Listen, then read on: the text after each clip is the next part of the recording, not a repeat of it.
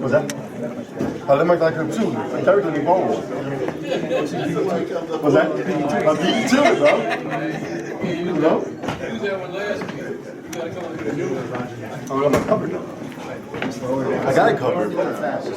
I never liked the way it fit. I know. I know.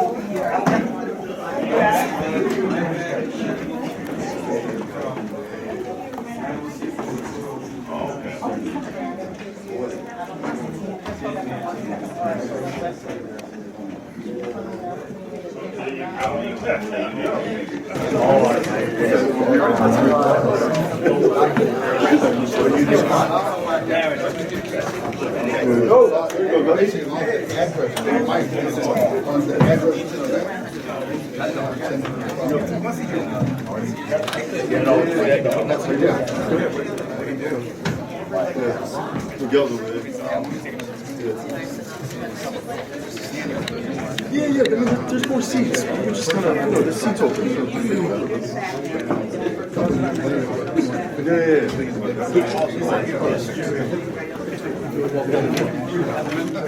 Finally, you can get that.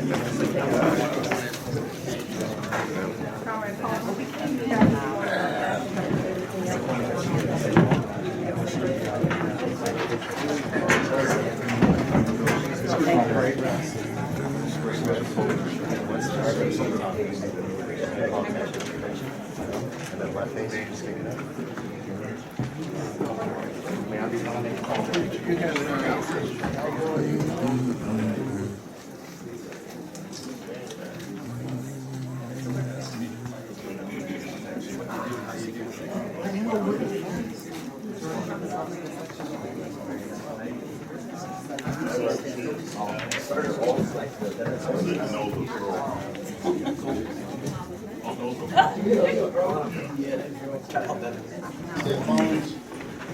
We'll be starting in the next 60 seconds.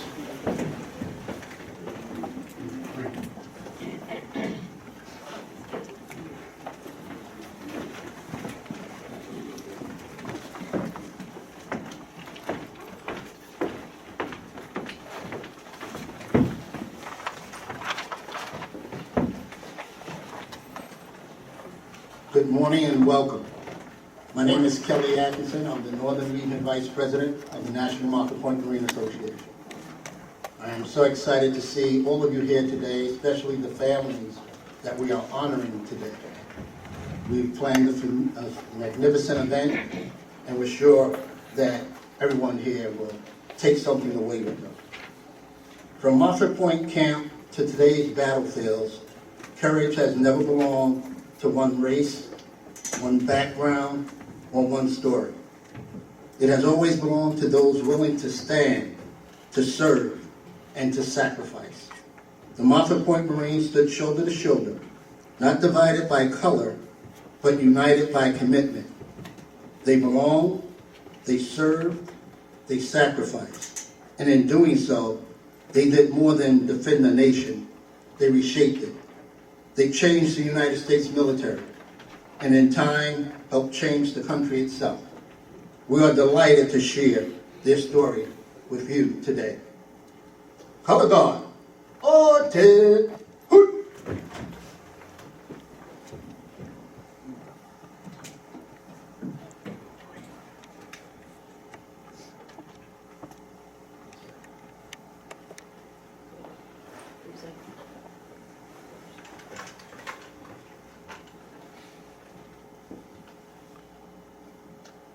We will now have the national anthem of the nominee president.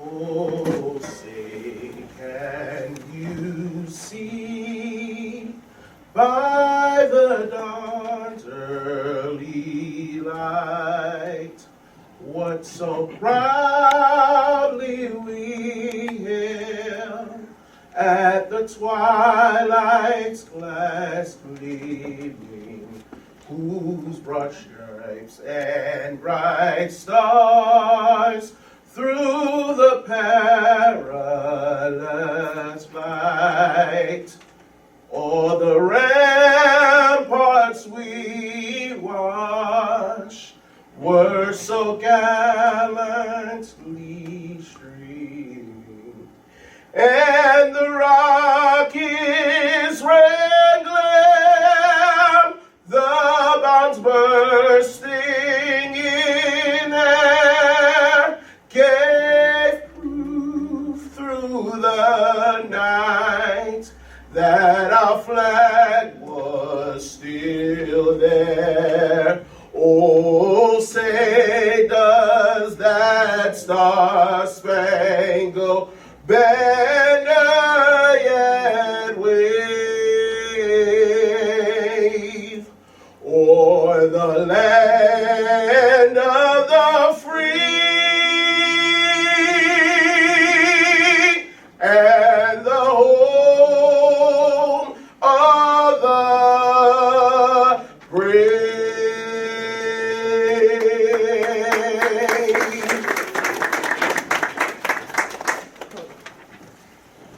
Please remain standing for the invocation by Reverend Dr. Cynthia D. Jackson.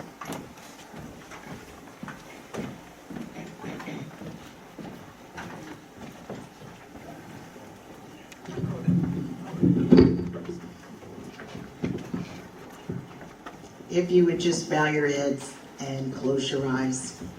Heavenly and most gracious Father, we thank you for this day. We thank you for this occasion. We thank you for each and every friend and family member who thought it not robbery to come out on today. We thank you for the courageous spirits of those who served in the military. We thank you, God, because they passed that courageousness down. We thank you for each descendant that is here, that walks in the same way. God, we pray that you bless this gathering in a way that only you can do. Be with us in this place. This is our prayer. We pray. Amen. Amen.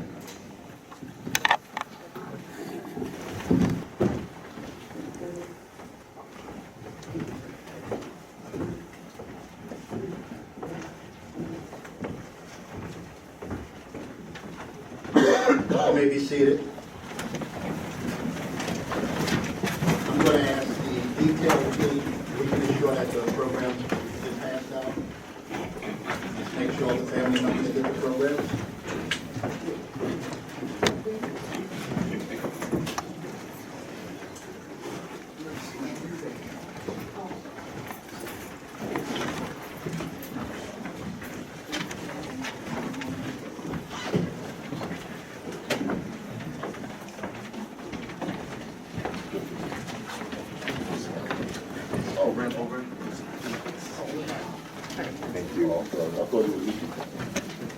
We're grateful for the VFW Hall to open up their doors for this ceremony, this presentation.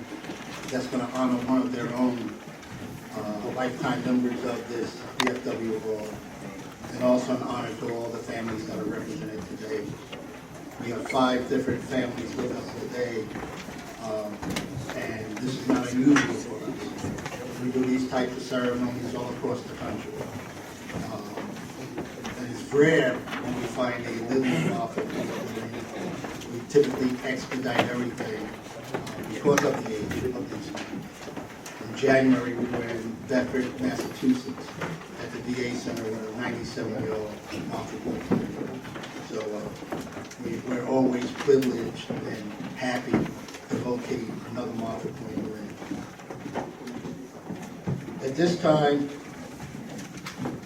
we're going to have the welcome address from Tony Goodson, Commander of District 3, Veterans of Foreign Wars, Department of New Jersey. Okay. Still serving. That's what I say about our very own Fred Jackson.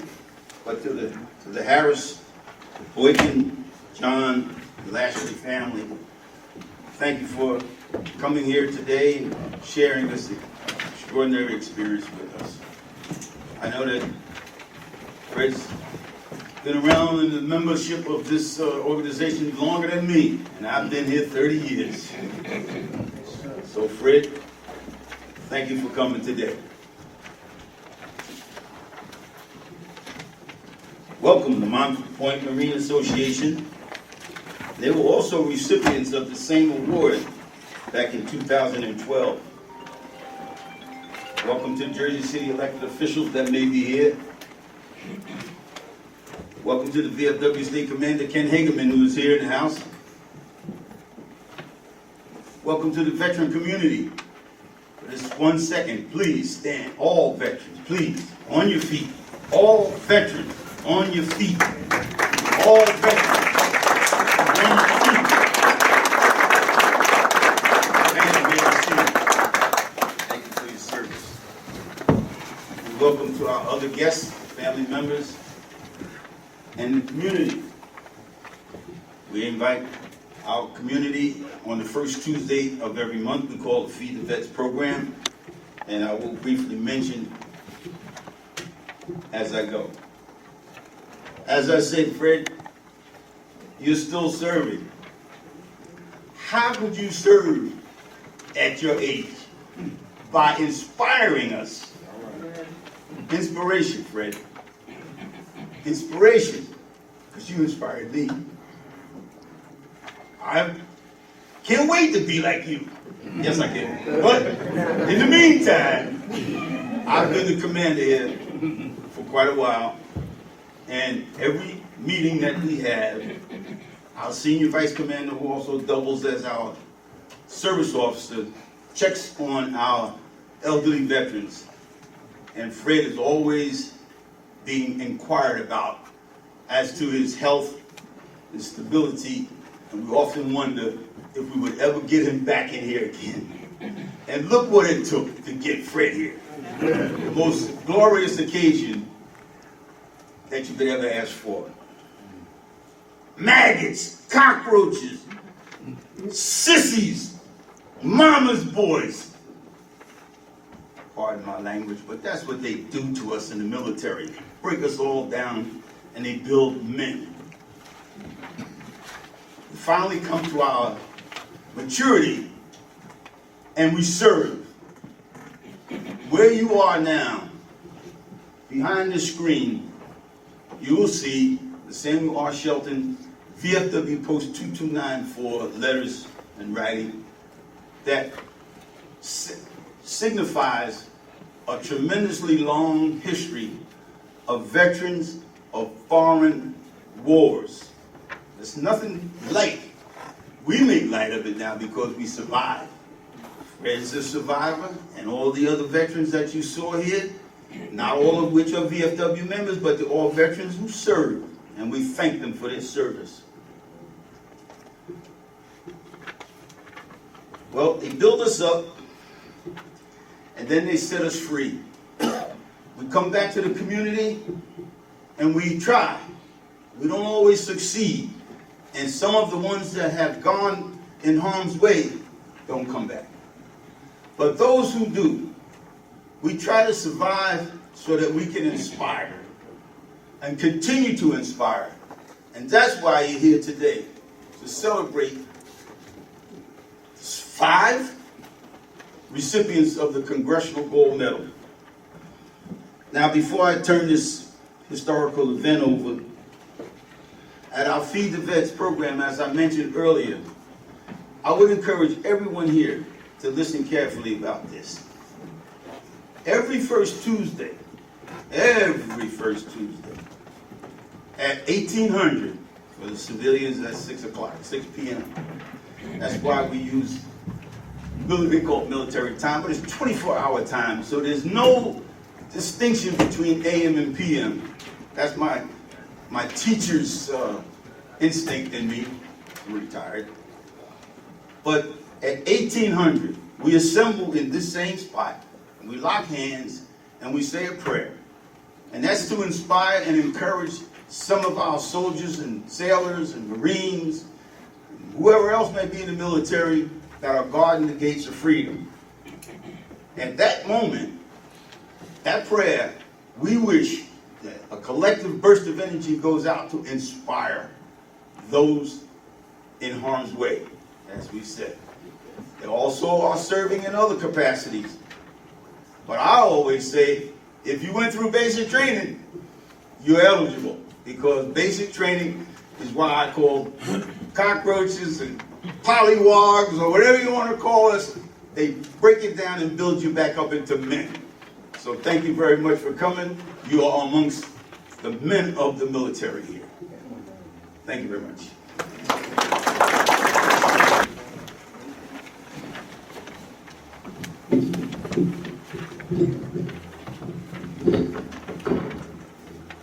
Next, we have a very special guest in the house.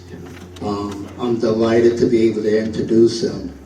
When I saw him outside today, we looked each other in the eyes and realized we served together. So it was like amazing, and then we had this love fest, because I think we haven't seen each other since 1995. He was a bad Marine then, bad and good, and to see that he's a senator today is like really, really inspires me and makes my heart feel glad. So without further ado, I'm proud to introduce one of the Marines that served with me, my friend, Senator Raj Mukherjee.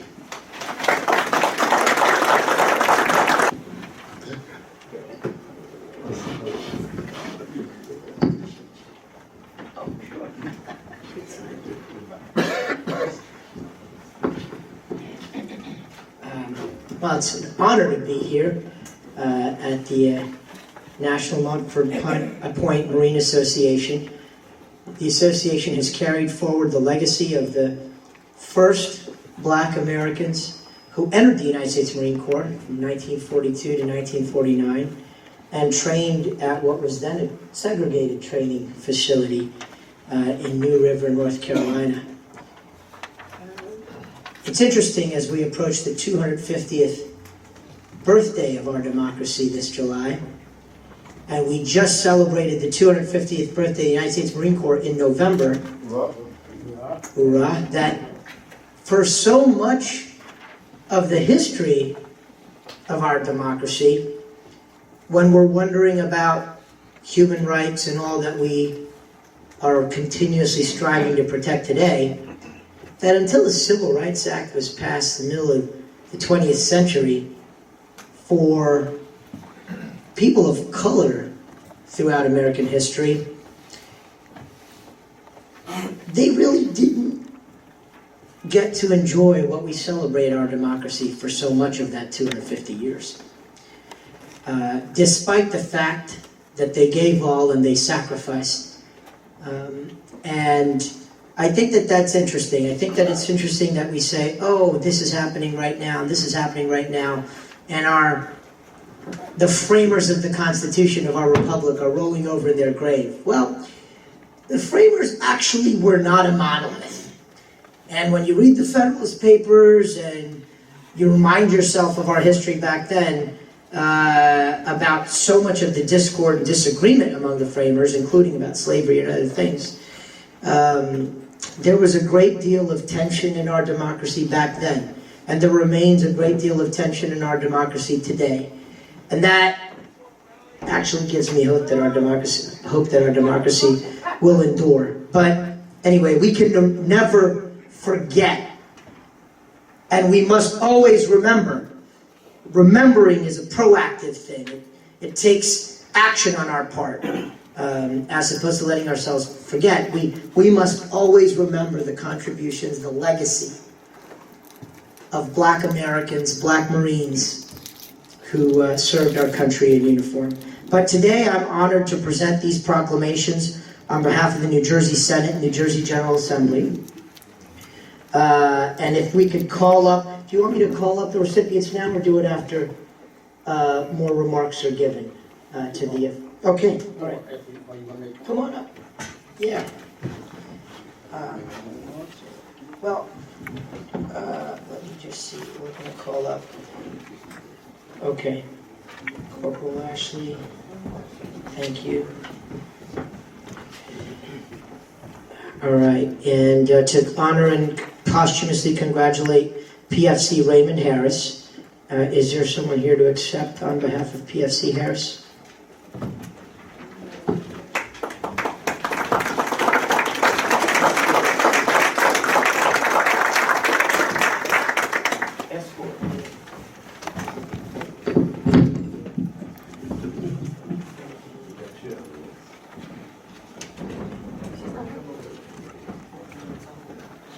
Is that Juanita Harris? Yes.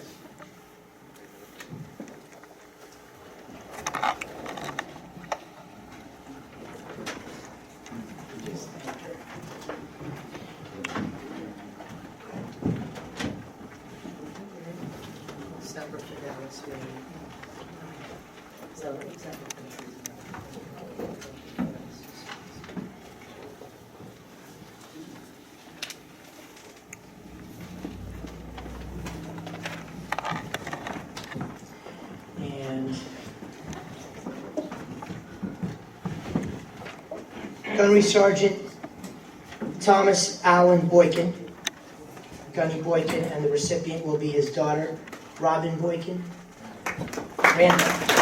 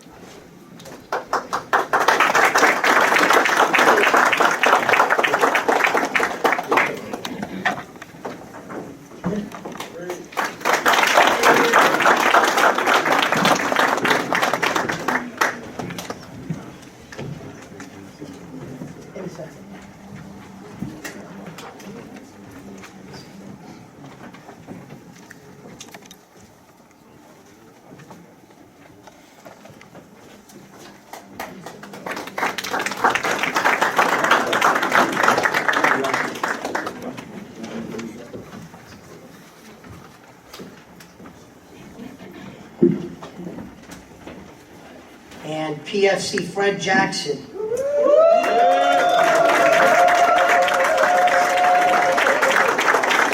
Jersey City Zone, born on March 20th, 1928, which means we're less than a month past his 98th birthday. Happy birthday, sir. And PFC Jackson moved to Jersey City when he was 5 years old. Enlisted at 16, served honorably from 1944 to 1946 in our greatest generation in Guam, Japan, and Hawaii. And upon returning home, continued the spirit of service that Marines know and understand, and dedicated his life to advancing civil rights and uplifting his community, including participation in Dr. King's March on Washington in 1963 and addressing discrimination in housing and employment. I'm not worthy to be in the same room as you, sir, and I thank you for your service. Semper Fi.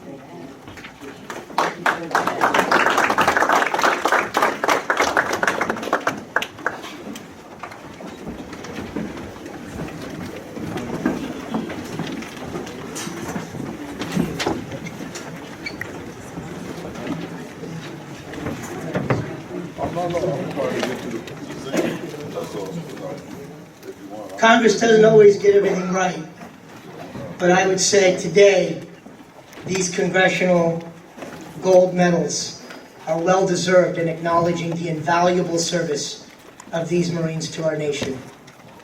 And I thank all of you for being here today and acknowledging freedom is not free, and thanking those who make our liberties possible. Thank you very much. Hoorah!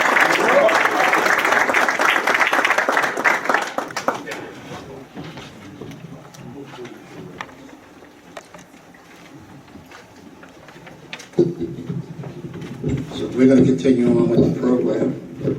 See if I can raise this just a little bit. You hear me okay now? Yes. Great, great. We're going to move on to our guest speakers. The first guest speaker will be Investigator Sergeant James Carr, United States Marine Corps retired. He is the past National Vice President of the National Moffett Point Marine Association. And immediately following him will be Ken Hagman.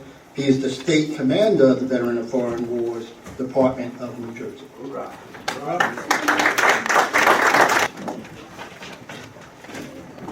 Good afternoon. We're here for a moment that is both deeply proud, deeply personal. To the families, we're here to present the Congressional Gold Medal, the highest civilian honor to our nation, that which we can bestow. But we also recognize something that cannot be placed in a glass display case. The years of sacrifice that you, your families, have carried. You were the ones that waited, the ones that built lives around the absence, the ones who carried their courage, the ones who carried it when they could no longer carry it themselves. To the families, your service mattered. Your lives mattered. Your sacrifices, they're finally being seen. To the attendees that are here today, this ceremony is not just for the families. You are inheriting the kind of country that these veterans help protect. You are the generation that will help them remember why we did what we did. The word posthumous means the person we honor today is no longer physically here. It does not mean that the impact that he had is gone. Their legacy lives within the stories that you tell at the kitchen table, the photographs that you kept, the character that you carry forward even today, even if it's quiet, without recognition. Awards cannot rewrite history, but they can now correct the record. For decades, the story of the first Black Marines, the men of Moffett Point, was nothing more than a footnote. In the history of the Corps, between 1942 and 1949, 20,000 men served at that segregated camp known as Moffett Point. They were pathbreakers. They fought on two wars, one for freedom abroad and one for the right to fight at home. Yet, for nearly 70 years, they were denied their place in the sun, and they continued to serve. In 2012, that changed. That recognition is not just about the past, but about the now. In 2011, the legislation that was signed by then President Barack Obama enacted what you will have presented today, these medals. The launching of the USNS Moffett Point in 2012, the ship signed by Secretary Ray Mavis. And in 2018, we finally finished the Congressional Monument that now stands at Camp Johnson, Jacksonville, North Carolina. Today, we celebrate General Michael Langley, the first four-star Black African-American to serve in the Marine Corps. The best way to honor a veteran is not only with words, but the way we live right after the ceremony is over. You remember the names, you support the service, but more importantly, you live with honor. In a moment, as I said, we'll present the medal to these families. The medal is a symbol But what it stands for is time given, risk accepted, but more importantly, duty fulfilled. To the families, on behalf of the grateful community, the National Montford Point Marine Association, myself, we share in this presentation with you. May this honor be received as a public promise that their service will be remembered and that your sacrifice will never again be overlooked. We must continue to champion the cause for preservation of legacy. But this is not just Black history. It is not Marine Corps history, but American history. And the world needs to know about the Montford Point Marines. Thank you.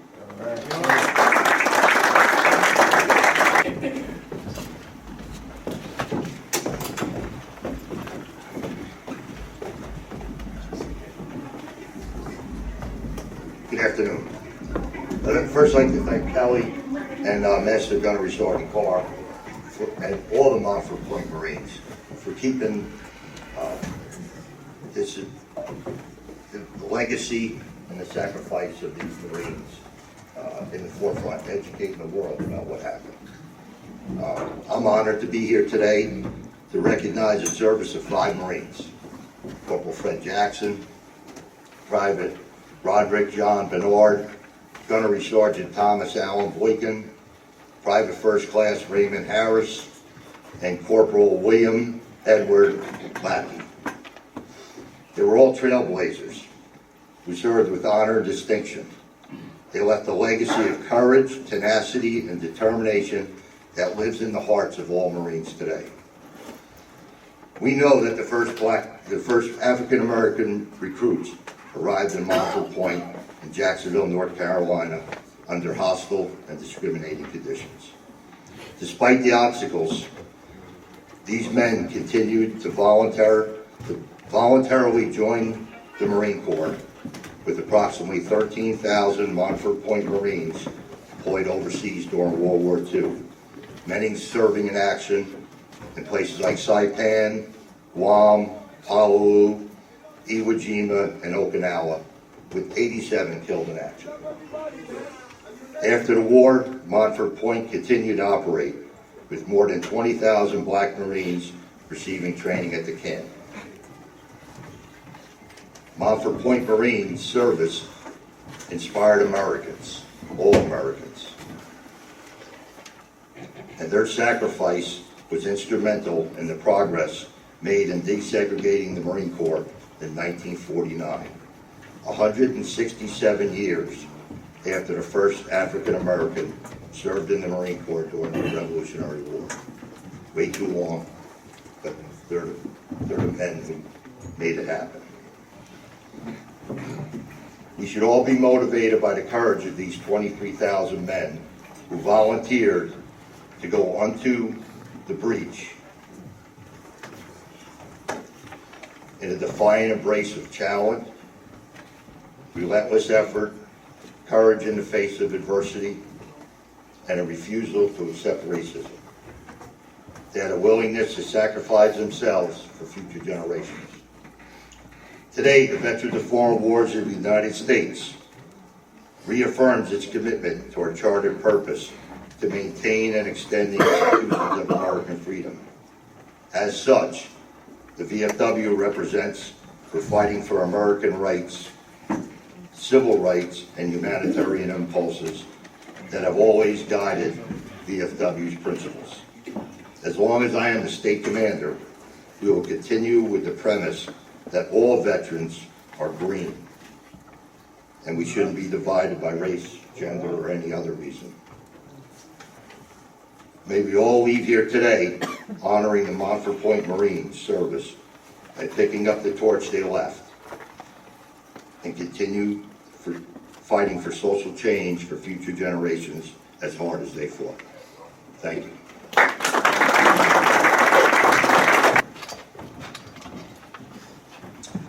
And now we're going to actually, I'm going to do a Montford Point Marine history presentation. We do this presentation all across the country. We're in schools, we're going to businesses. I've had a company set up the appointment already this year for November. I'll be in New York City doing a presentation. and we're available to do presentations. So I think you're going to see something today that probably we never saw before.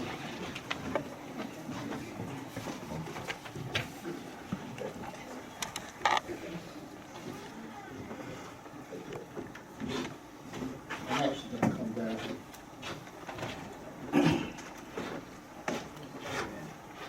Leave the light on. Oh, no, good. If we can dim it. Ready to relax.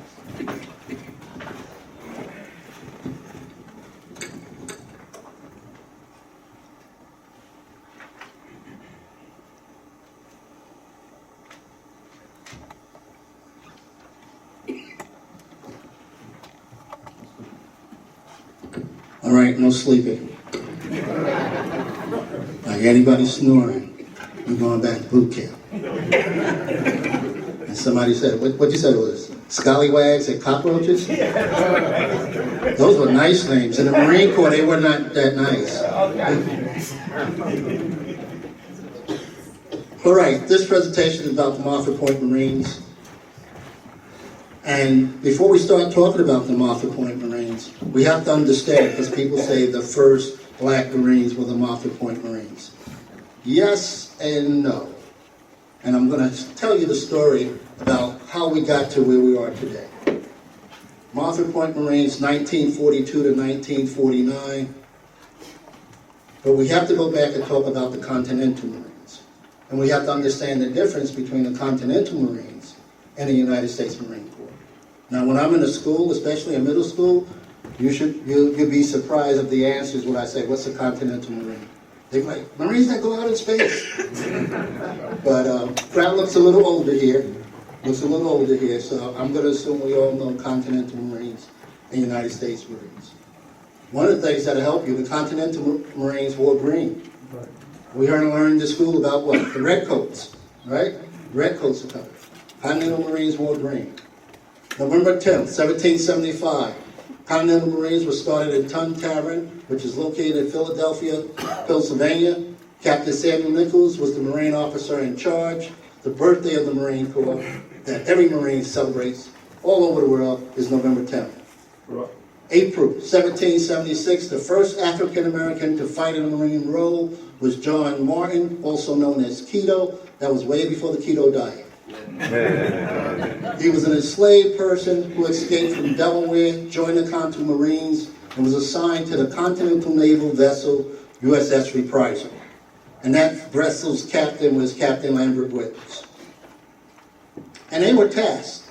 In early June, the Reprisal was tasked with acquiring, I'm going to use that word, acquiring gunpowder for George Washington's army from the island of Martinique.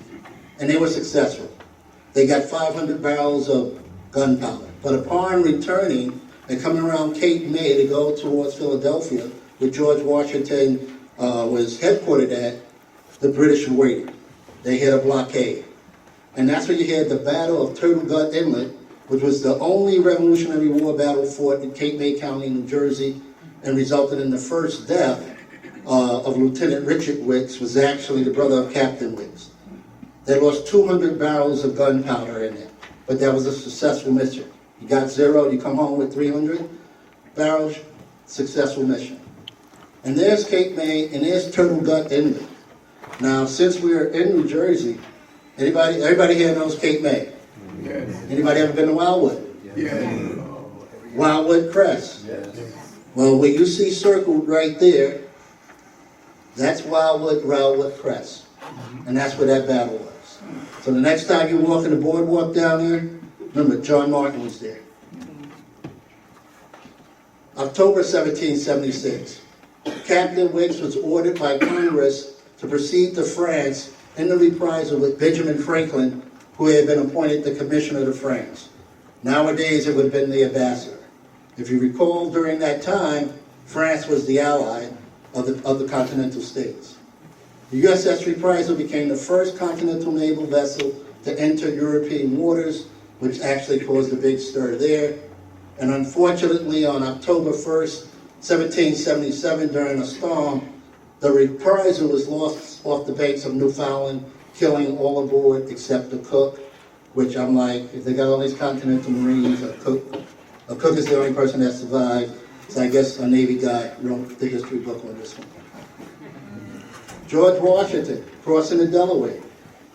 Martha Point Continental Marines were there. December 1776. 2 African Americans, Isaac Walker and a man only known as Orange, again enlisted at Tuntara under Samuel Nichols, who later became the first commandant of the Marine Corps. This company of Continental Marines crossed the Delaware River with George Washington on Christmas Eve in 1776 and fought with George Washington at the Battle of Princeton on January 3rd, which was a turning point in the Revolution.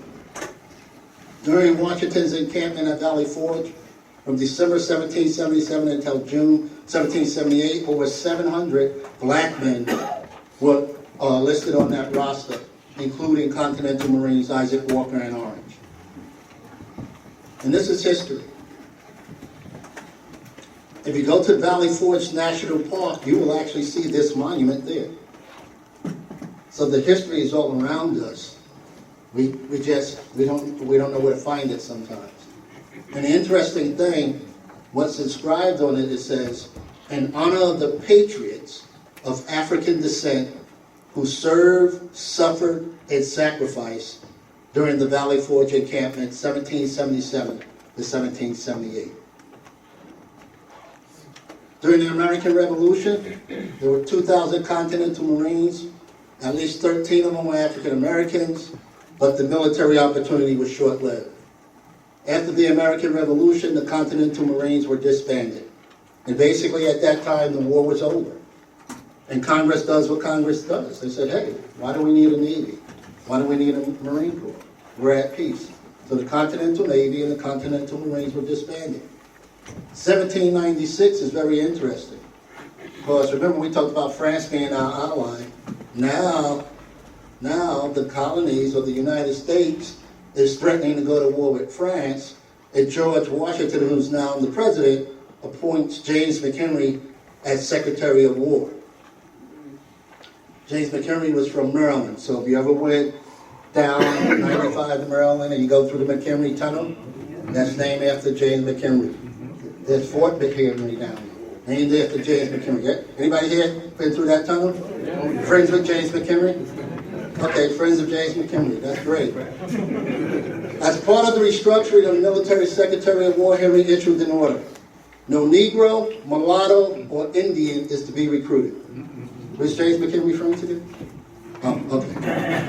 In 1798, the Continental Marines were reorganized as the United States Marine Corps. This discriminatory act remained law until the Emancipation Proclamation in 1863. And although that was signed, the Army and Navy began accepting Negroes, but the United States Marine Corps still would not allow Negroes to join. So who are the Martha Point Marines? For the next 144 years, the United States Marine Corps did not accept black men. It wasn't until President Franklin Delano Roosevelt signed Executive Order 8802 banning discriminatory employment practices by federal agencies that includes the military. This ended discrimination in the United States Armed Forces. And that's a picture from the National Archives of Executive Order 8802. We know the power of executive orders. We know the power of the laws and the things that we set up in this country because we give out executive orders all the time now.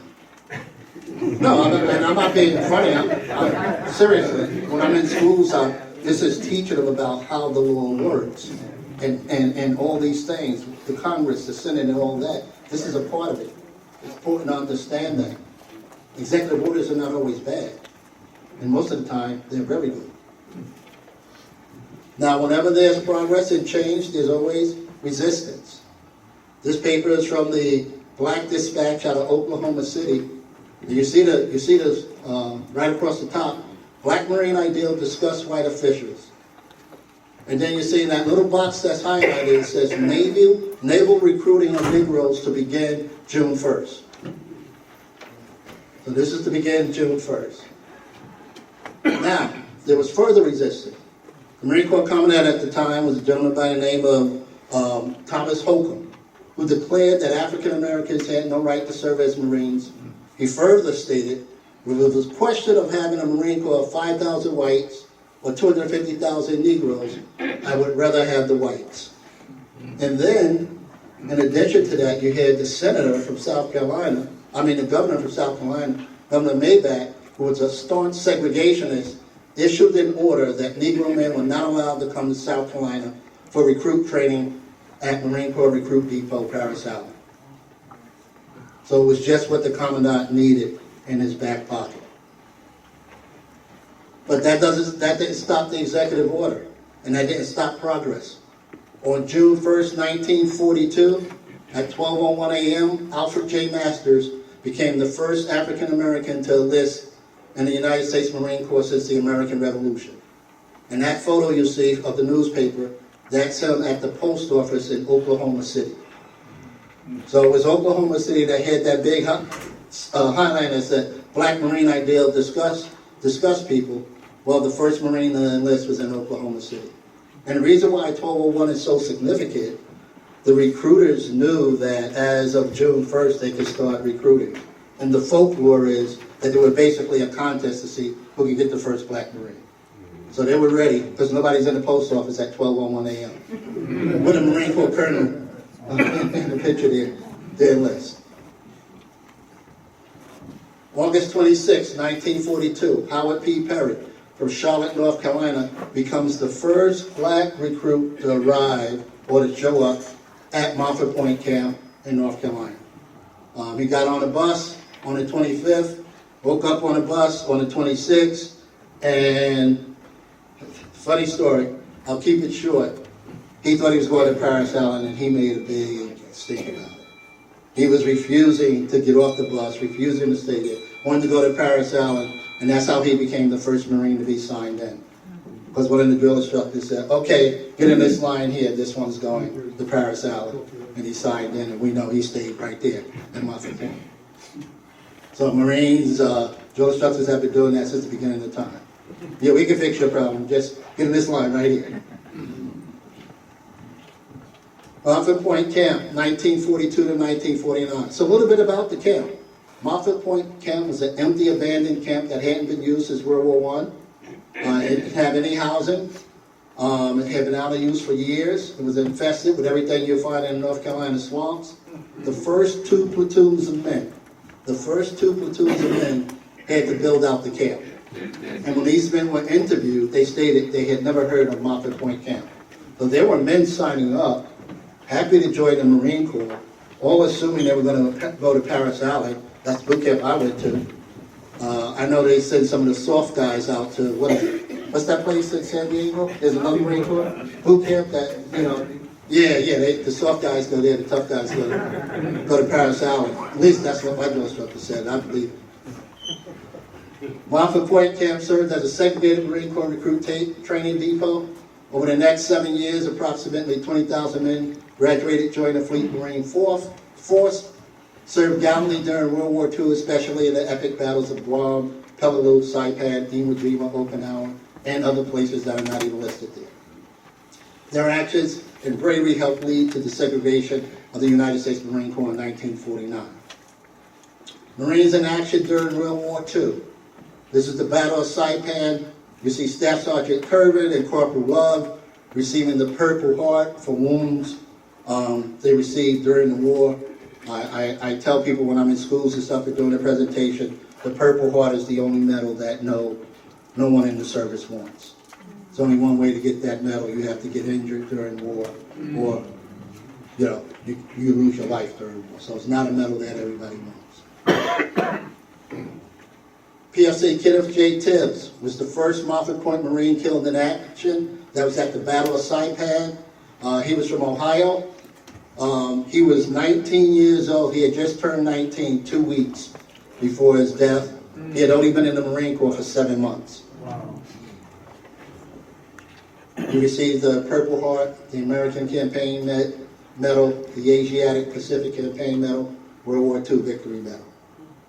And he's interred at the National Memorial Cemetery of the Pacific. And like Ken mentioned, 87 Moffett Point Marines are killed or wounded during World War II.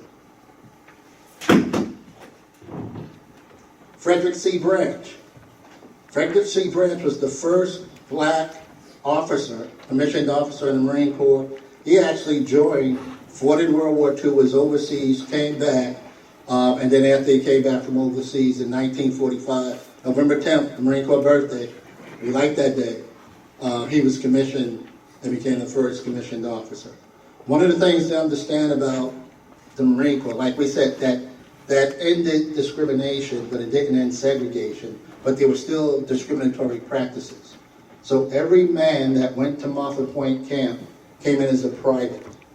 Doesn't matter, you had guys with college degrees, you had business owners, you had guys from other branches. If you were black in a Marine at Moffett Point, you started as a private. So he was one of the guys that already had a college degree.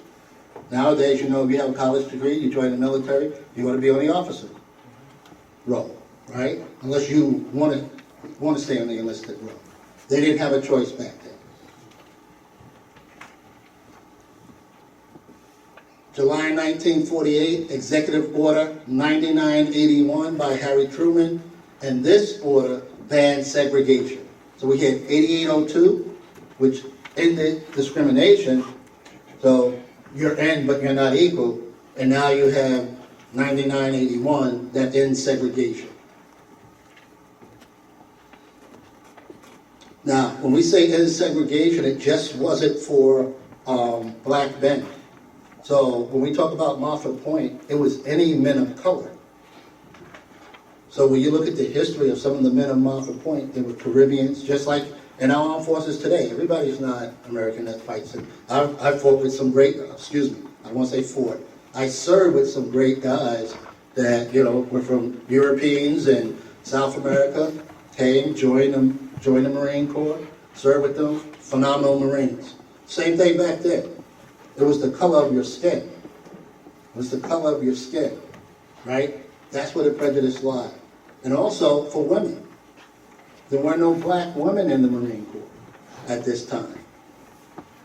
So the first African-American woman, Annie Graham of Detroit, enlisted in September 1949. The next day, Annie Lamb of New York City enlisted.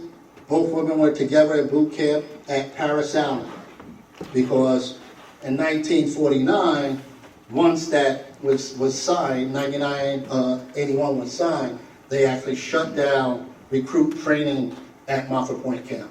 The other activities continued there, but recruit training cut down, and from that point on, everybody went to Paris Island.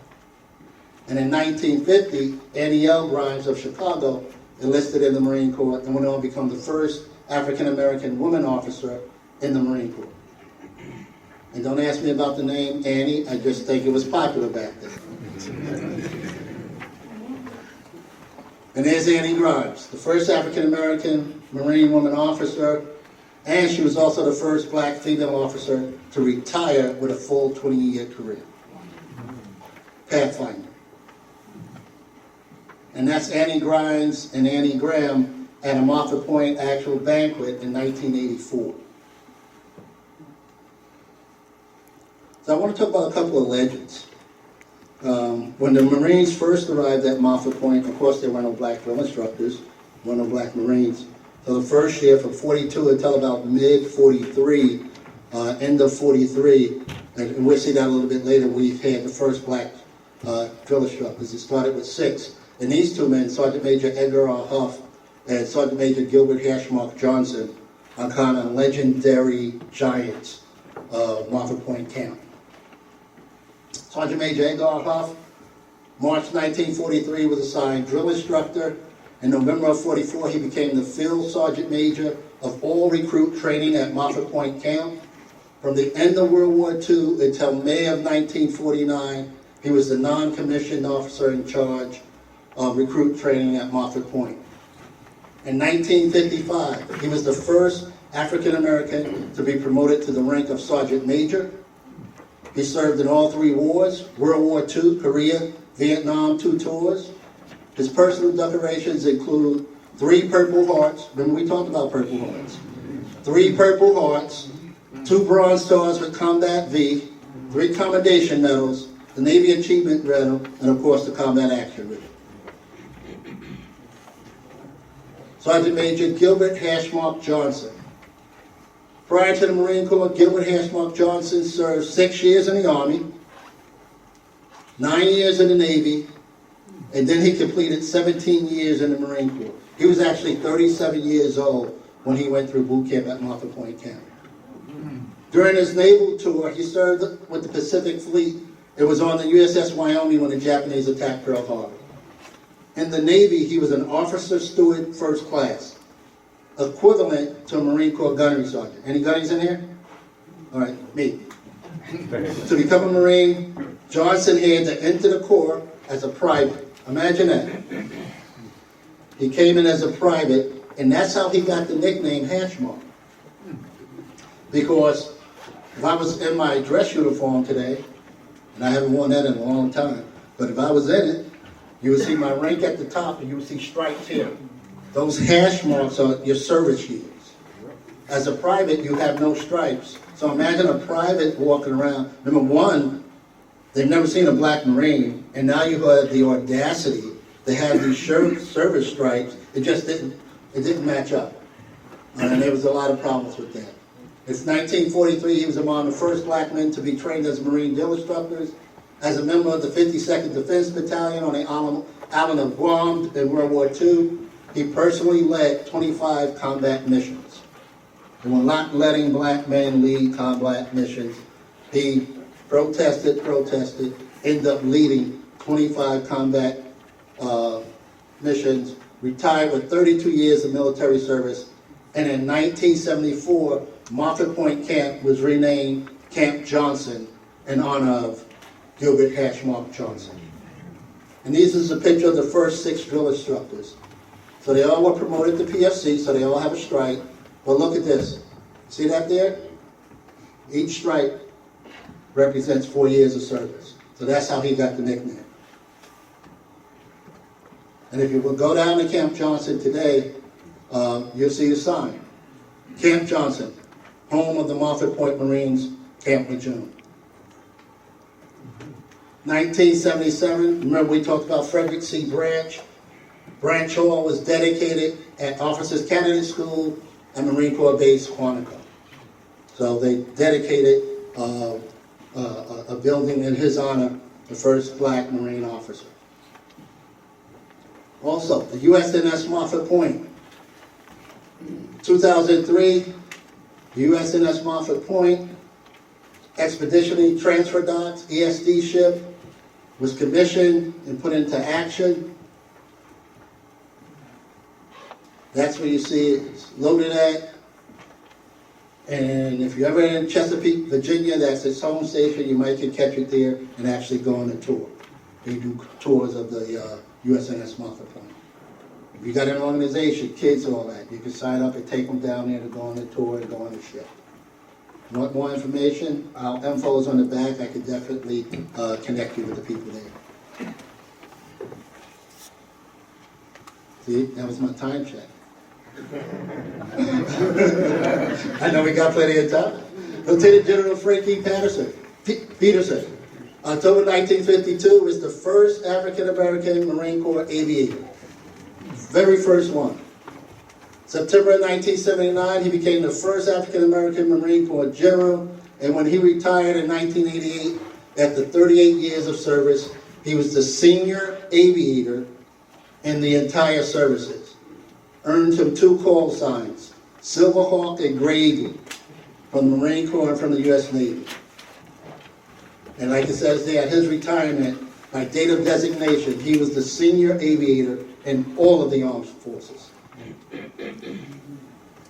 2022, this beautiful ship was launched. It's a guided missile destroyer, the USS Frankie Peterson Jr. And it's nice. Sergeant Majors of the Marine Corps. We see the first Sergeant Majors, first 3 Sergeant Majors of the Marine Corps. Alfred McMichael, that was 1999. Then you had John L. Estrada and Carlton W. King. We've had several other black Sergeant Majors in the Marine Corps, but these were the first 3 and it went back to back. And here's a picture of Sergeant Major Estrada in Iraq. And where's he at? Where's the guy? I want to embarrass somebody here. See this good-looking guy right here? I don't know what happened to this guy, but that's this guy. I tell him, you were a good-looking guy at one time. You shouldn't have got out the Marine Corps. Civilian life has been hard on you, bro. Yeah, but that's Jason, phenomenal member in our chapter. Also, Captain Bernice Amor, call sign Fly Girl. Born in '73, she became the first African-American female Navy aviator and naval aviator in the Marine Corps.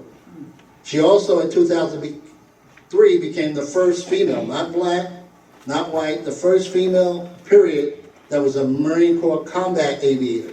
She flew the AH-1 Super Cobra attack helicopter. Sounds like it could do some damage. Super Cobra attack helicopter in support of the invasion of Iraq and eventually served 2 tours in support of Operation Iraqi Freedom. Major General Lorna Maylock. She's the current commander of Cyber National Mission Force. In 2018, she was the first black woman to be promoted to the rank of Brigadier General of the United States Marine Corps. That's 1 star. 2018. 2022, she became the first black woman to be promoted to the rank of Major General in the United States Marine Corps. Jamaican descent, but she came over, she was in Brooklyn. Just want y'all to know that. Brooklyn, stand up. We gotta get our credit. General Michael E. Langley, June 2022, became the first black 4-star general in the United States Marine Corps. First black 4-star general in the United States Marine Corps. Not the first that was capable, the first that was promoted. You want to keep going? June 2012, the Montford Point Marines were awarded the United States Congressional Gold Medal. We're going to see an actual ceremony here. Over 400 Marines received their bronze replica medal at a special ceremony held at Marines Barracks in Washington, D.C. And these are just some random pictures from that initial event. Now you have to think about it. These men were born in the 20s, most of them. Maybe late 19s. So when you start talking about 2012, well, if you were 70, you were young. So like I said, when we find a living Montford Point Marine, for us in the National Association, we expedite everything to get it done. We found the living Montford Point Marine in January in Deptford, Massachusetts. We went up there, performed that ceremony at the VA home, because we do it big, small. So wherever that Marine is at, we go do a ceremony. We did that ceremony on January 14th, and unfortunately on March 12th, he passed away. And he was buried 1 day before his 98th birthday. So that was just 2 months ago, but we hopped right on it and got it done. And if you've never been down in North Carolina, now is the time to go. The Montford Point Marine Memorial is there. So all your families, you want to go down there. You can also buy a brick and have your loved one's name put in the ground there. The National Montford Point Marine Memorial opened in July 2016. Stands outside the gates of Camp Johnson, right, which is Montford Point Camp, to commemorate the historic achievements of race in the face of racial segregation. The grounds has a bronze 15-foot statue. Those African American Marines who got combat support duties in the Marine Corps picked up a rifle and other stuff. There's also the 90-millimeter gun. The one there is nicknamed Lena Horn. That's what the troops called that gun. It was the Lena Horn. And for the monument, they literally tracked down that gun. I think it was a collector in Ohio or somewhere. And it was Ohio. Yeah, okay. You know, Master Guns. Got to interrupt the presentation. We've been doing this for years already. But the association purchased that gun, that particular gun that the troops called the Lena Horn. You know, you track it through serial number and all that, and it's on the grounds there. And then also there's a marble wall there with 20,000 gold stars on it, representing each man that went through Moffett Point. So if you look at the program on the front of the program, now you know what that picture was. That's the connection. Moffett Point Camp Memorial. That's the Lena Horn. And that's the wall with the 20,000 gold stars. And there's a full grounds there. The Moffett Point Museum is also located there.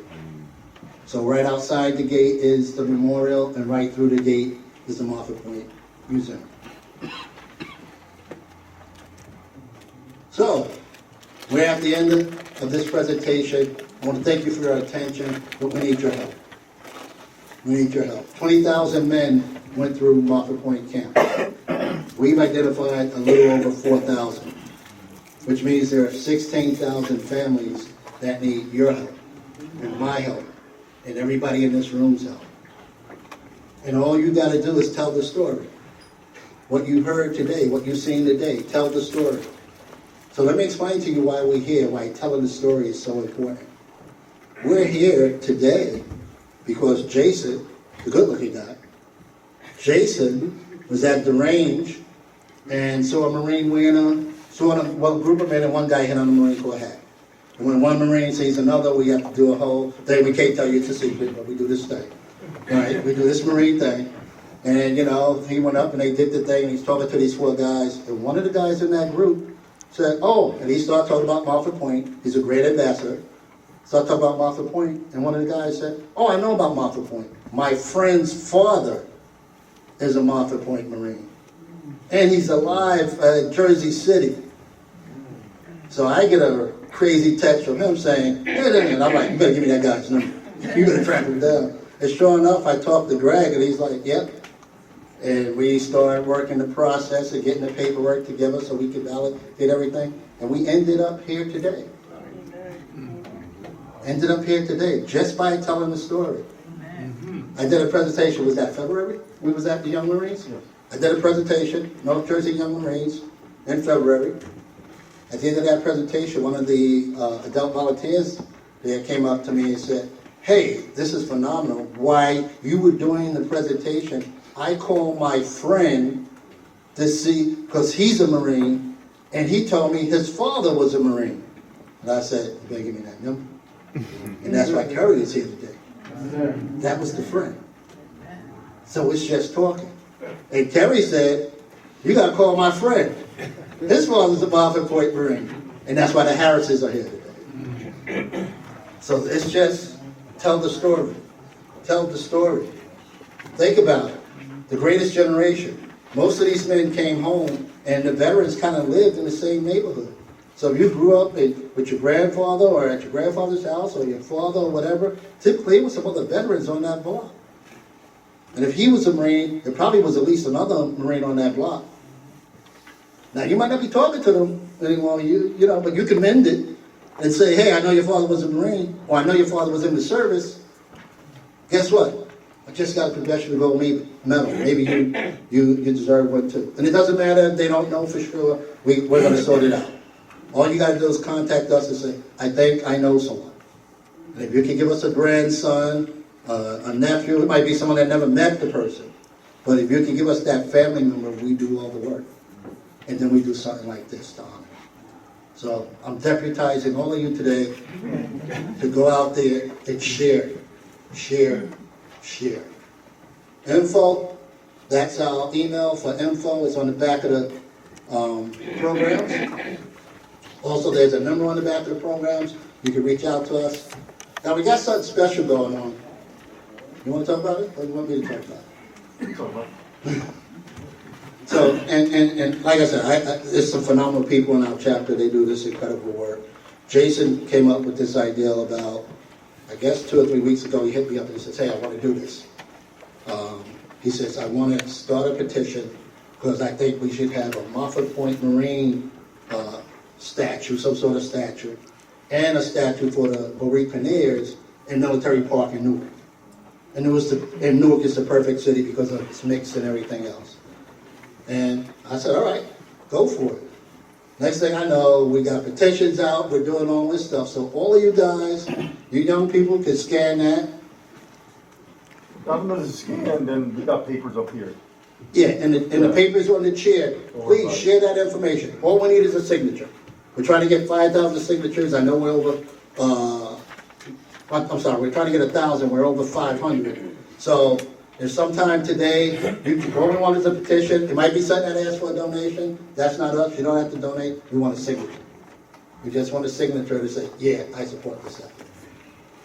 So, that being said, that concludes my presentation. And what we're going to do now is slowly transition to the actual gold medal ceremony. So I'm going to ask the detail team to get with the VP.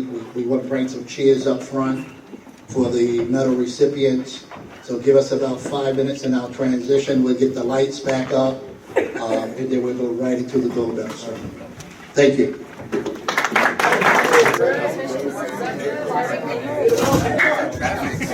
I don't know the traffic, because there's no traffic outside, but where, Sí, son bien delicados, tú sabes. A esa edad son bien delicados que hay que respetar, pero no lo tenemos. Big deal. Yes. Y te digo la verdad.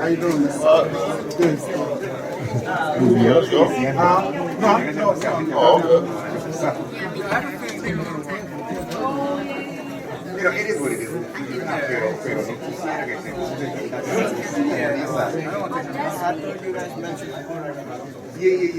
pero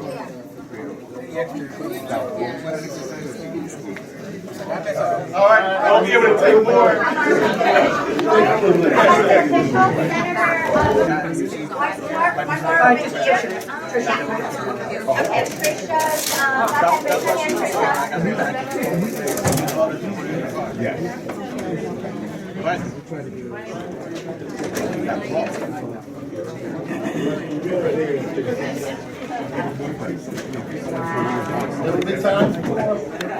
Will be time.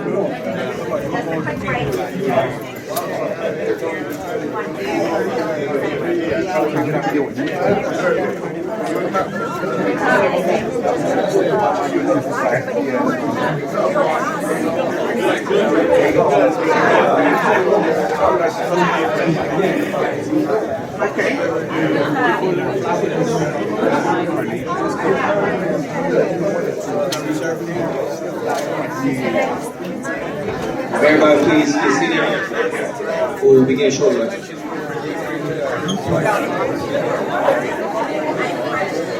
Once again, we'll be starting shortly. Please be seated.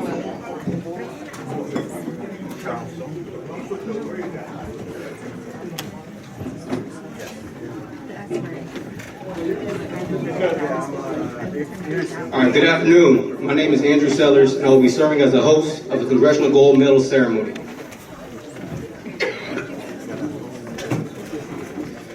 Today we have a distinct pleasure and honor of presenting the United States Congressional Gold Medal, possibly to, first, Private Roderick John Bernard, with his son, Kerry Coleman.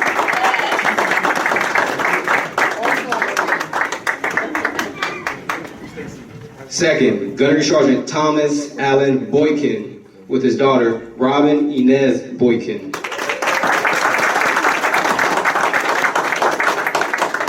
Third is PFC Raymond Harris with his wife, his daughter, Wanda Harris.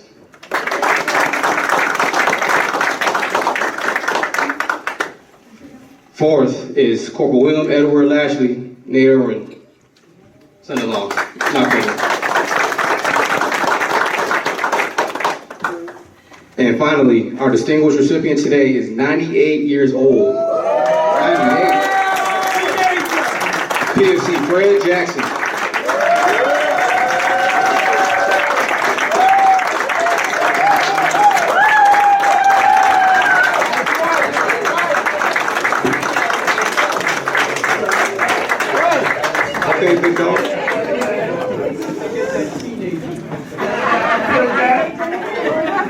right, let's tighten up, all right? I will start with the reading of the 44th President of the United States, Barack Obama's letter. The White House, Washington, August 25th, 2011. I send a greeting to all those honoring the legacy of the Moss Point Marines on their 69th anniversary. Almost 7 decades ago, as our nation was at war, more than 20,000 African Americans men enlisted into the United States Marine Corps. After completing arduous and segregated basic training at Moss Point Camp, many of these Marines served with distinction during a number of World War II's bloodiest struggles. Some made the ultimate sacrifice in these battles. Others continued their service in Korea and Vietnam. Despite being denied many basic rights, the Moss Point Marines committed to serve our country with selfless patriotism. Choosing to put their lives on the line, these men helped advance civil rights and influenced President Harry Truman's decision to desegregate the armed forces in 1948 and bind the Marine Corps motto of Semper Fidelis, always faithful. These heroes paved the way for future generations of warriors, regardless of background, to serve in the finest military the world has ever known. On behalf of a grateful nation, I thank you for your service and for your contributions to the cause of freedom at home and around the world. May God bless your men and women in uniform, and may God bless the United States of America.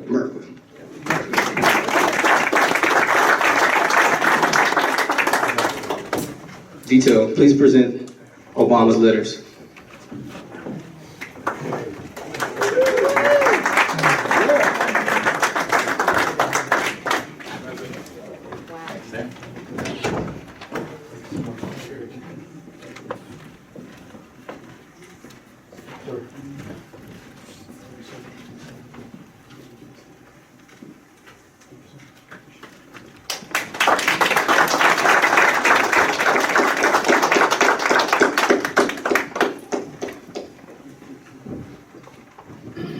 At this time, I'll read the National Moss Point Marine Association Certificate of Recognition.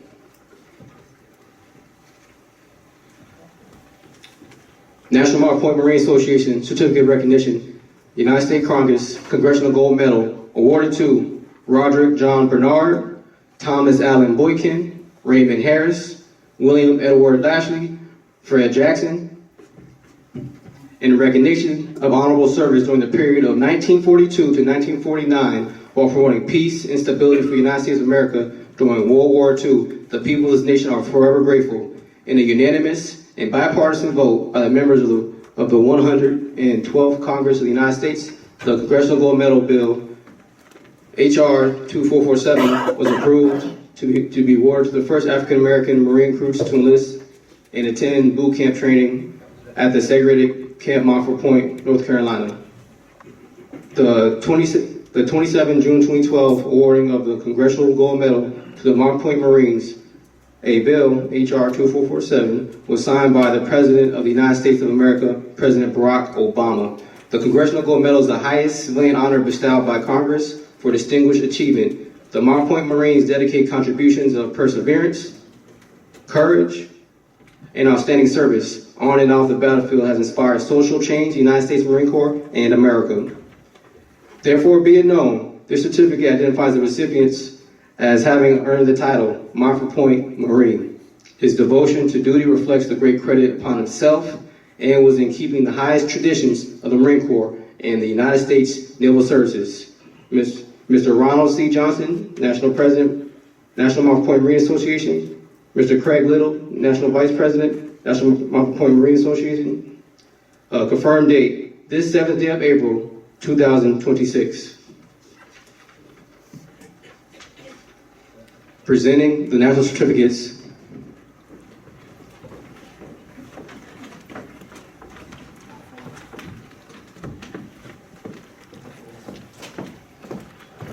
And now the mode we're waiting for, the presentation of the United States Congressional Gold Medals.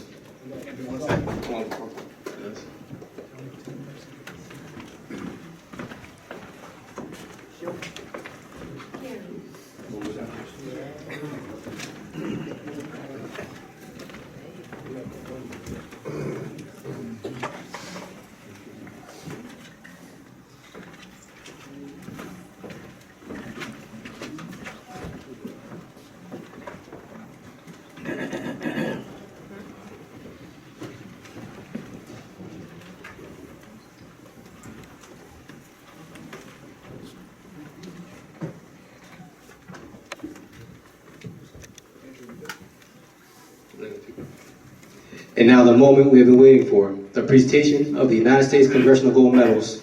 Presenting the Congressional Gold Medals are Northern Region Vice President, Mr. Kelly Atkinson, and past National Vice President, Mr. James Carr.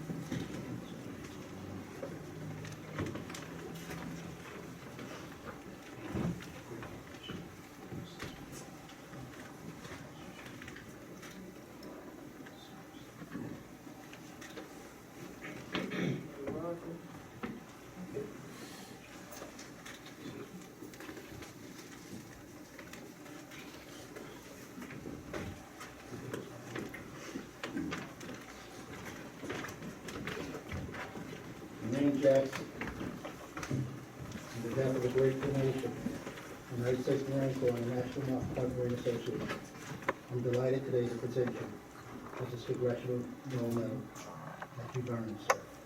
Your legacy lives on forever.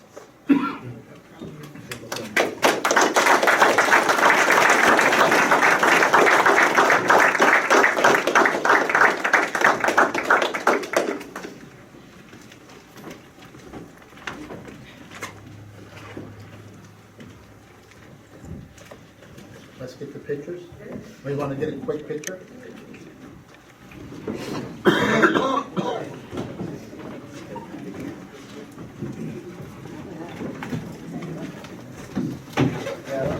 Sarah?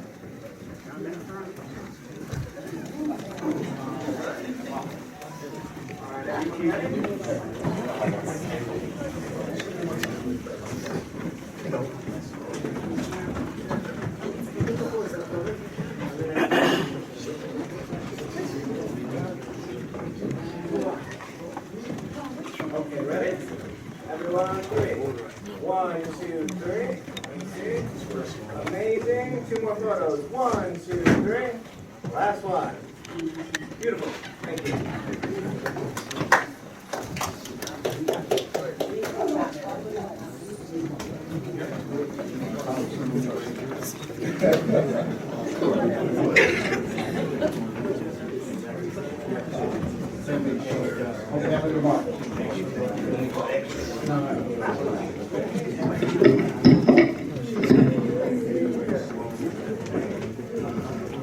Thirty 30 seconds. Keep it here. 30 seconds. We're not completed yet. You just give us 30 seconds. And one of the things we always do during our ceremonies is give the families a chance for some reflections. I notice that's been a powerful moment for them. For some, they've waited a long time, and for some, they may never have known that their loved one was a Martha Point Marine until they got a call from some guy like me.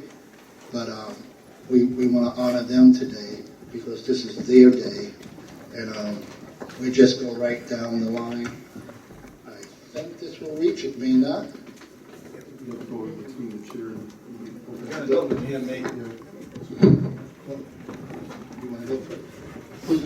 Who's ever from the family that's going to speak can come up. Thank you very much. It's an honor to stand here before you representing my family of my father, Roderick John Bernard, a Montfort Marine. I want to thank everyone in attendance as this is both a monumental and very touching event. My brothers, Terry and Brian, Carrie, we are very excited about being here today. This is the greatest joy. We would have never known about this if it wasn't for my brother, Carrie, a Marine. He is a Marine, and he told us all about it. And we came many states away to be here today. I thank you for being here. I thank God for my father. I wish he was here. I'm sure he's looking down on us right now. And I especially want to give thanks to Mr. Jackson for his service, Mr. Fred Jackson.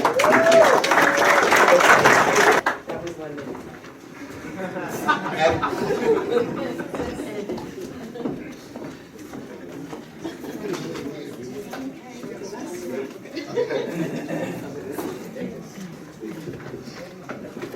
you for allowing me to be here today. This has been 15 years in the making for my family.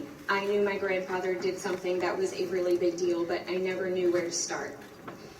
Because it actually started on Monday, October 4th in 1943, when he made a decision to stand on the precipice of the unknown and do something new. My grandfather served World War II, Korea, and Vietnam, traveling the world ever cognizant of both the parallels and the contradictions of the liberties for which he was fighting overseas but was denied at home. After 20 years, 10 months, and 1 day, he retired as a gunnery sergeant. Even now, my grandfather and his comrades, the Montford Point Marines, remain the visible embodiment of the United States Marine Corps, an example of patriotism, community, commitment, an example of what we know as the elite. For the Boykin family, the legacy is clear.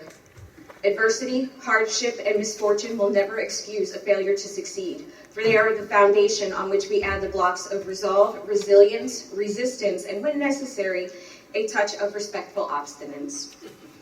Perfection may not exist, but independently and collectively, the Montford Point Marines show us how close we can come to it when we're willing to put in the work.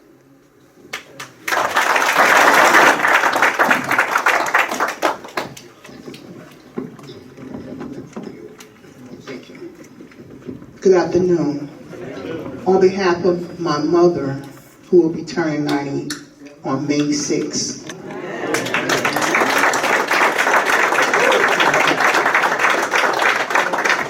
it is indeed an honor to be in the presence of all of you, celebrating all the honorees that are sitting among us on today. May God forever continue to bless each and every one of you. To Mr. Kelly Atkinson, I thank you for reaching out to me. To Kelly, thank you for talking to my brother, Charles Davis, in his absence, who was in Louisiana. And my brother, Raymond Jr., who's in Chicago, Angel Harris, who's in California. We gladly accept this honor in the memories of our father and husband, which is my mother's husband. We thank you. We salute you all. May God continue to bless each and every one of you.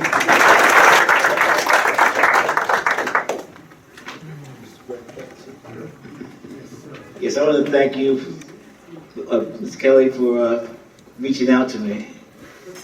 I was really shocked.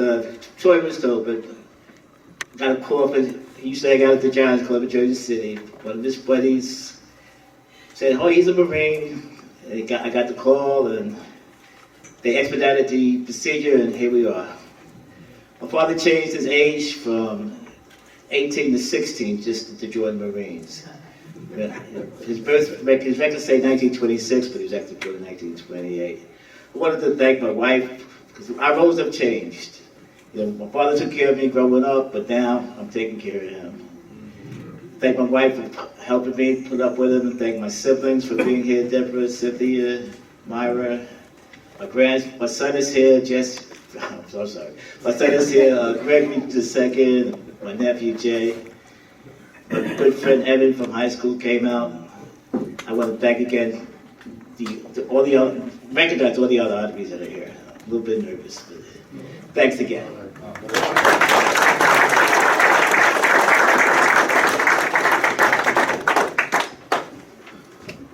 Woo! Right. Phenomenal. We're going to give you like 2 minutes or so to take some pictures, and then we're just going to go ahead and wrap this thing up. So if the family wanted to take a quick picture of everybody, or we're going to keep moving. All right, we're going to keep moving. Where we at?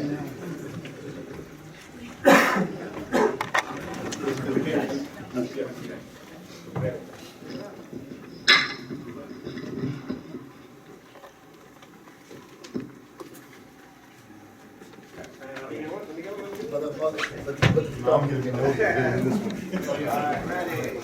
1, 2, 3. One more. Beautiful. Thank you.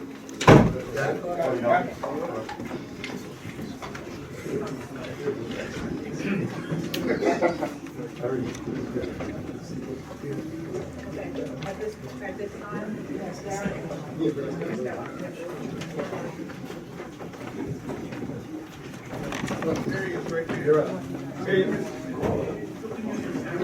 this time, we're going to have closing remarks from Derek Fartley, VFW, State Junior Vice Commander. Thank you. From the heart. From the heart, nothing. There's always a backup. The other heart.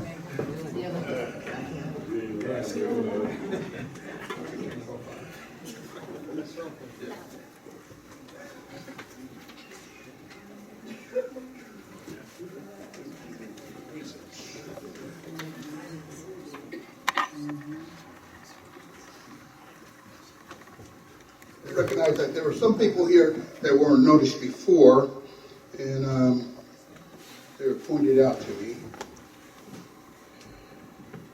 And I'll tell you what, okay. Senator McCurdy left already, correct?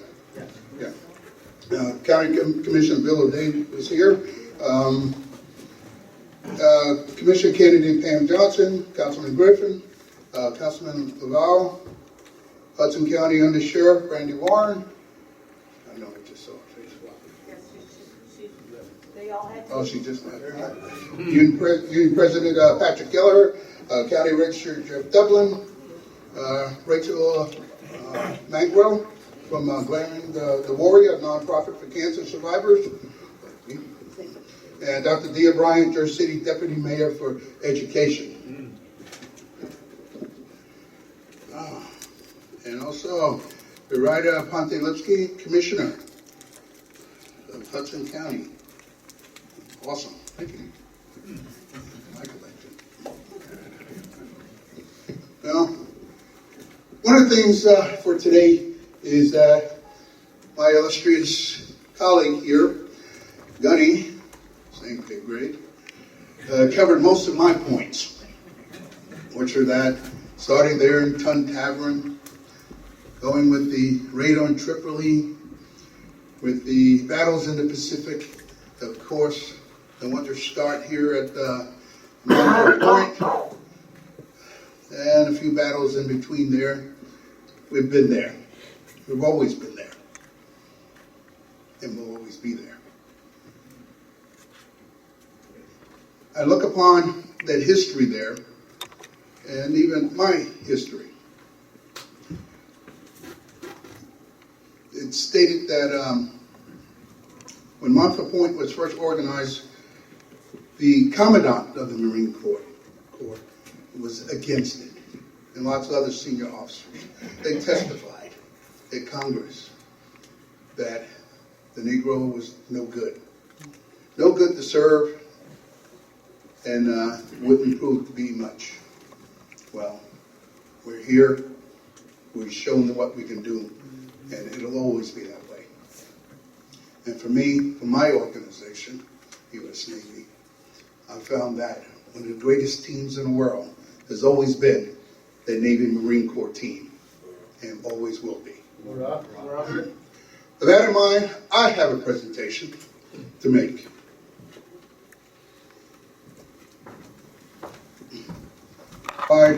Always ready to fight for his country's side, or for the love of her, even die. He fought with his brothers yellow, brown, red, and white, the late hours of darkness, the early morning light, fighting till the enemy is gone from sight. Proudly he stands under the flag of his land, marching to the music of a military band, looking great in uniform, the black serviceman.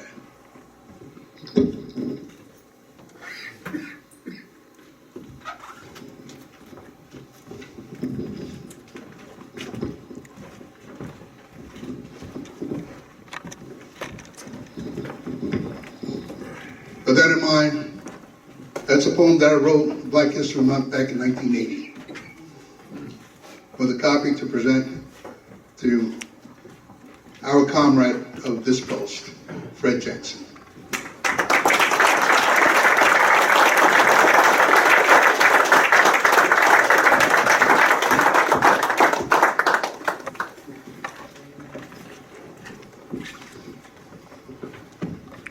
bringing this wondrous program to our post. To Gunnery Sergeant Kelly Atkinson.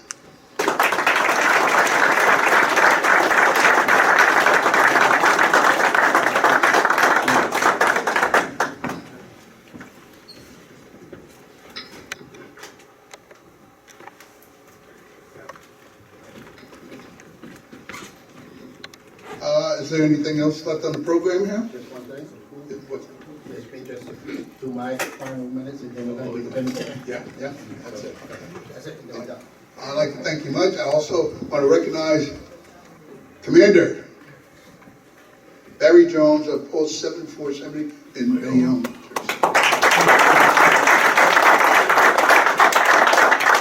Lauren Hunt from the Office of Jersey City Veteran Affairs.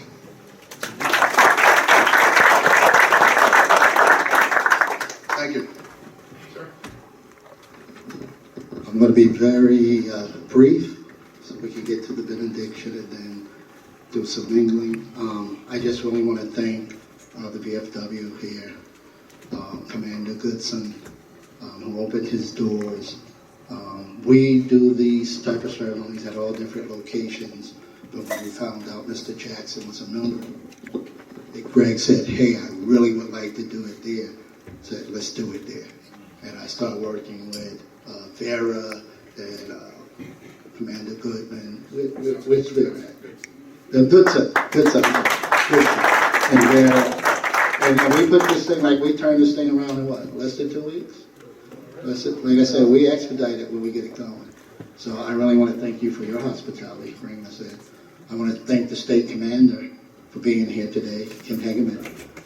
Appreciate you being here today, sir. I think there are approximately 100 VFW posts in New Jersey. Almost 200. Almost 200. And I would bet, sir, that if we say 10%, that's 20 Moffett Point Marines sitting in a VFW post or in a VFW post, because we do this posthumously. So we can collaborate on that. It'd be wonderful to have some ceremony with all these VFW members getting the Congressional Gold Medal. So I'll be willing to work with you and your team on that. Wouldn't that be wonderful? Yes. We're all vets, and I know you're a Marine, but we're all vets. We can do that. We can find these men, just have a conversation. I think I'm going to wrap up on that. I want to thank my team, who have been, they've been phenomenal and always are. Incredible people. I'm not going to name them because I'll miss somebody to be in trouble. But, you know, I want to thank them because not only do I serve as the president of the New Jersey chapter, I serve as the Northern Region Vice President, and they are kind enough to cover me when I go out to do regional stuff. You know, it's a shared vision. It's a shared vision, and many hands make work light. So thank you guys for being here. Master Gunnery Sergeant Carr, who I've known forever. I used to say we served together, but he's got so much gray hair. I just say, I know. You know, I want people, I know. But no, we go 30 plus years back. Thank you, John Escalante, a good friend that's always there. And everyone here that came out today. Ben Adams from the Air Force will hit me up, text me, just he saw a flyer and said, can I come? Can I wear my full dress uniform? So, sir, thank you for your service. I love to see the young guys out there doing it. This old gunny is cheering you on. I'm not going to run PT with you, but I'm cheering you on. That being said, thank you to everyone who showed up, to the families. You know how to reach me. Go have that conversation. Someone says, yes, I think so. All you got to do is point in the right direction. I don't need you guys to be detectives. We can do that. Just say, hey, just give me their number and their name. I'd rather for you, don't give out mine because they're going to call. Give me their name and number, and we got some hound dogs. We'll track them down and find out where it stands. So that being said, I think we're ready for the benediction. Reverend Dr. Cynthia Jackson, yes, she is still here. Ma'am, and it's in your hands.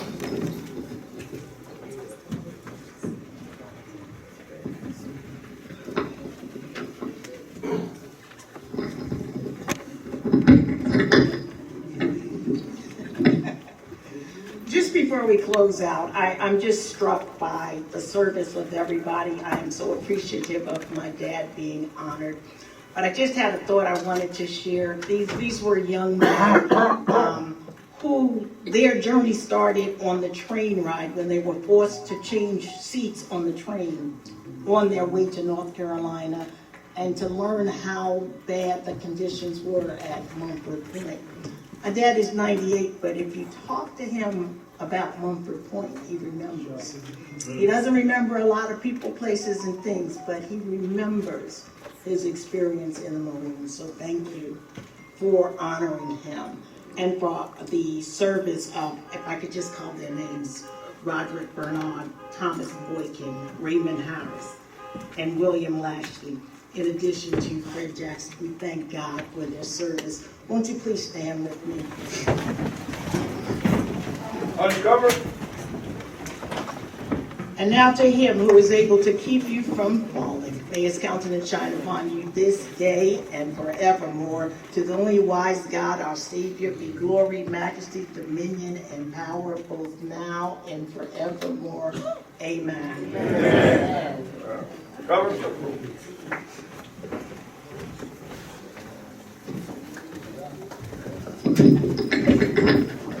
One last item, before it's cut, there's a cake in the back that's designed for today's event. If you want to take pictures of it, it's there. Thank you very much. Thank you, ladies and gentlemen. This concludes the service.